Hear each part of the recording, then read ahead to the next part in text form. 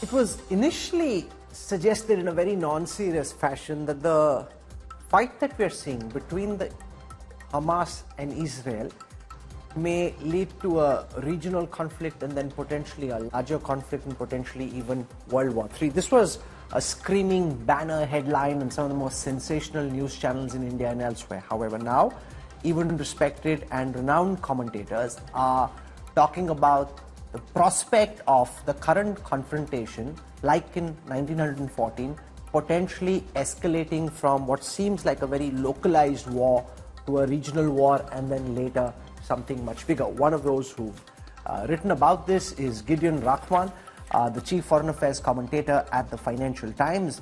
Mr. Rachman's commentary is read very carefully all across the world in many world capitals. So I invite Mr. Rachman to join us on the news track to talk about why he fears that there are some similarities, potentially, there could be, which we need to be aware of and keep our eyes open to, about what happened in Sarajevo in June 1914 and what we're seeing currently in Gaza. So Mr. Rachman, welcome and thank you for your time.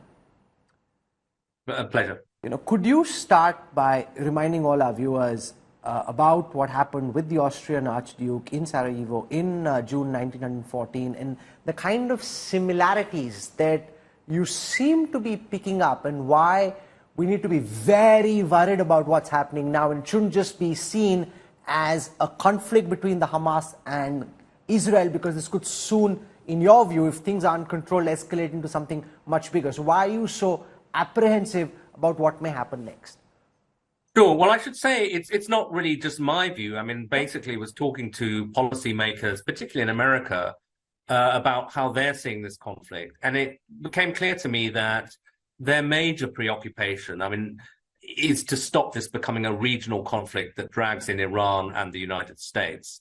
They are, of course, trying to de-escalate the situation in Gaza, support Israel, but also, push for fewer civilian casualties, humanitarian access, and all of that. But within that context, they are very worried that the next stage in this conflict, and probably the biggest U.S. interest, is to avoid it going regional.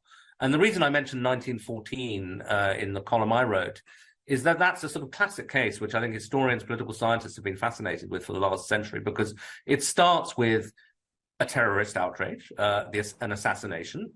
It looks like at the time something that's very confined to Austria and Serbia, but then you then discover that really quite quickly, 5 or 6 weeks, it escalates into a conflict that includes Great Britain and therefore also actually India, but France, Russia, Germany, and so on. And the interesting thing about that crisis that unfolded over 6 weeks was that most of the countries involved did not actually want a general European war, but they kind of got dragged into it as various thresholds to international action were crossed.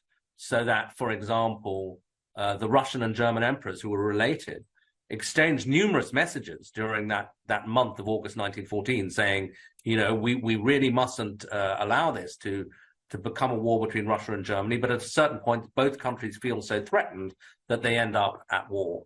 And the analogy, I think, with what's happening now is that you can see, for example, unprecedented conversations between the leader of Saudi Arabia, Mohammed bin Salman, he's the de facto leader, and President Raisi of Iran. These are not people who've spoken to each other for decades, but speaking to each other. And in some ways, that's a hopeful sign, but it also shows how anxious they are that this could escalate.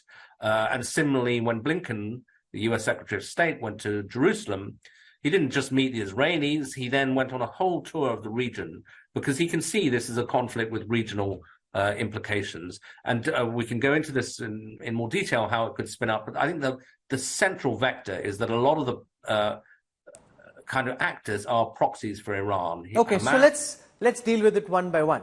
Because the biggest question is, can Iran get militarily involved, either directly or through its proxies? What's your understanding at this moment of Iran's threshold? Ibrahim Raisi, the country's president, has spoken about crossing red lines that force everyone to take action. You've written about this. What's your understanding of what Iran's real thresholds seem like at this moment? Well, I mean, that is the key question. And of course, Raisi, if he takes to Twitter, is doing something particularly. He's positioning himself publicly. The Iranians will also be having private conversations indirectly with the Americans via Qatar, Saudi Arabia, and so on. And whether what they say publicly and privately are the same is not always the case. But I think that, taking a step back, Iran's kind of positioning is that it is the leader of what they call the axis of resistance to Israel. It wants to be the rallying point for all those who do not accept the right of Israel to exist.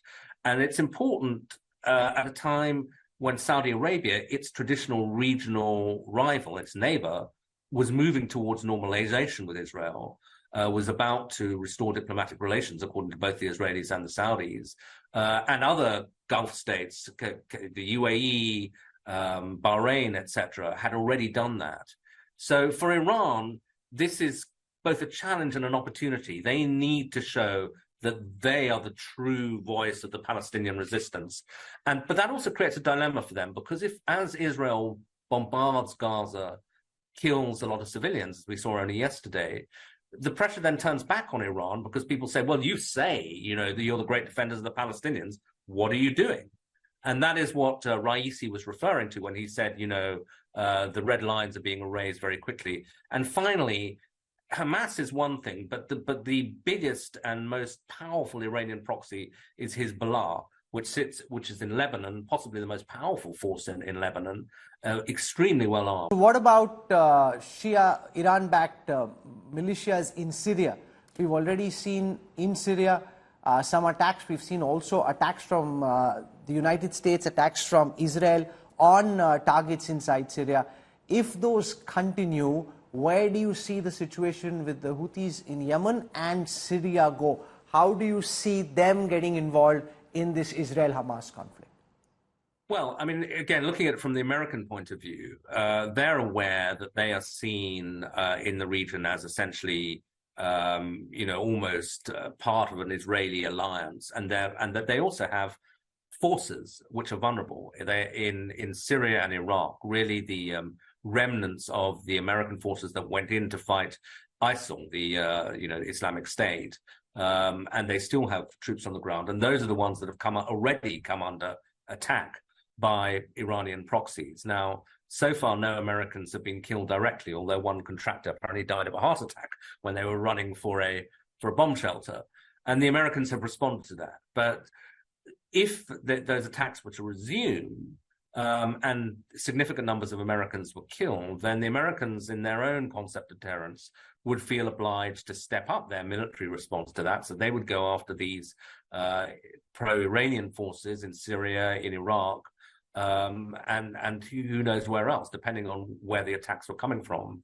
And then the Houthis in Yemen are another complicating factor. They have been engaged in incredibly brutal war with Saudi Arabia. The Saudis have, as you know, come under severe criticism for some of the tactics that they've used in Yemen, indiscriminate bombing, the kind of thing that the Israelis are now being accused of.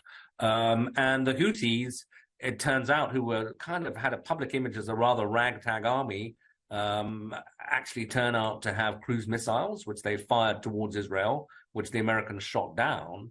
But what if they were to do that again? They have tweeted that they would target Eilat, the main Israeli kind of tourist town. And they are a group that don't have much to lose.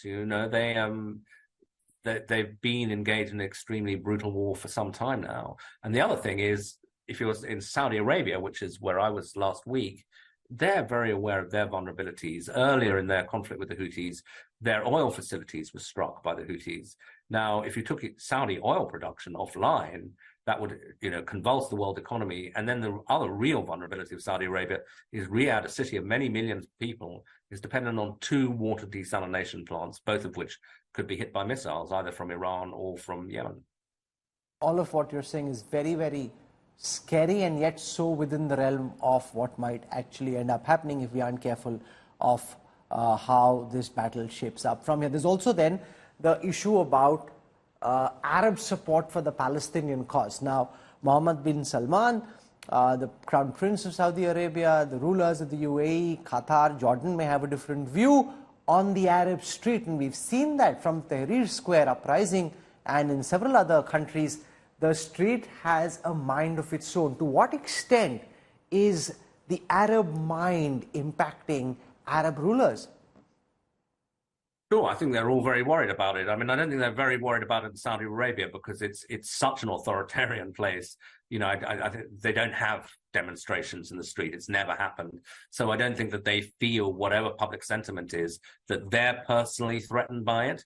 And that may account for why Saudis still say, kind of behind their hands, sometimes semi-publicly, that they would still at some point like to normalize relations with Israel.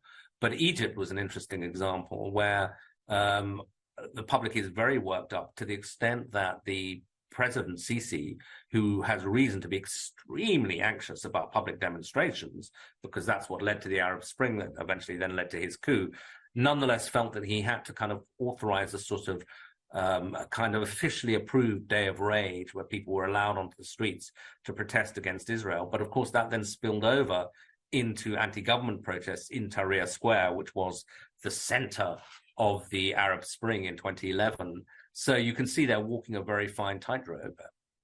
Let's talk about some of the other world powers, especially those on the other side of this axis.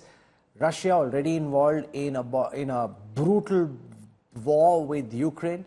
You've got China, which at one level is attempting a rapprochement with President Xi, likely to meet President Biden in a few days from now in San Francisco. So they're attempting a rapprochement there. How do you see Beijing and Moscow view or potentially get involved in what's happening in the Middle East?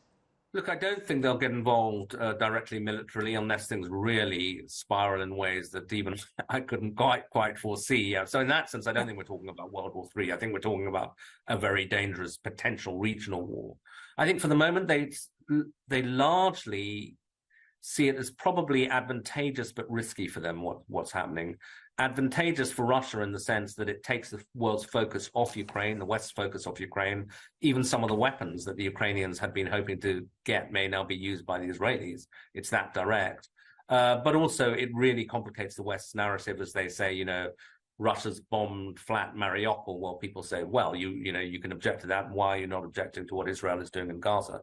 So to that extent, it's helpful to them. There are some complications. I mean, they're close to Iran, and indeed they get weapons from Iran. And if Iran was suddenly taken, in a military conflict, that might have implications for Russia's own military supplies. For the Chinese, I think, again, it's a propaganda advantage. They present themselves as a force for peace in the world, while America is regarded, portrayed in Beijing as a kind of warmonger. It also means that America's focus on East Asia is inevitably distracted. They're dragged back into the Middle East. But, China gets most of its oil from this region. So if oil supplies were disrupted at a time when the Chinese economy is very weak, that could be a problem. Finally, how could this impact the U.S. Presidential elections next year? President Biden at this moment, very close to the powerful Jewish lobby, and that potentially could work in his favor. However, the Arab vote and the woke vote, the liberal vote, some of it would be disillusioned with President Biden and might want to stay home. Even though he's a liberal Democrat, they may not be inspired to come out and vote for him, which could potentially make it easier for whoever his Republican opponent is, especially if it's Donald Trump. Yeah, absolutely. No, I think that the White House is very worried about the political impact of this. Talking to friends sort of in Biden world, if you like, they mentioned particularly young and progressive voters who are very, they're very worked up about this. There are big demonstrations on American campuses and so on. And those are voters they need to come out and vote for Biden. Normally, they would be very motivated, even if they didn't particularly like Biden or were suspicious of him being too centrist or too old, but just the need to block Donald Trump. But if they're really, really angry with Biden, they may not vote, or they may vote for a kind of spoiler, kind of in American terms, far left candidate like Cornel West. And that could make the difference between victory and defeat for Biden. Now, of course, for these people to allow Trump to win would make absolutely no sense if you're pro-Muslim. Trump is threatening to revive the Muslim ban, which I think is illegal, but at least in theory, to ban all Muslims from entering the United States. So he's far more kind of xenophobic than Biden ever would be. But nonetheless, the anger of young and progressive voters in the US towards Biden is a real problem for him. And indeed, the Arab vote in a key state like Michigan is something to watch out for. For your sharp and unique insights, Gideon Rachman, thank you. Pleasure.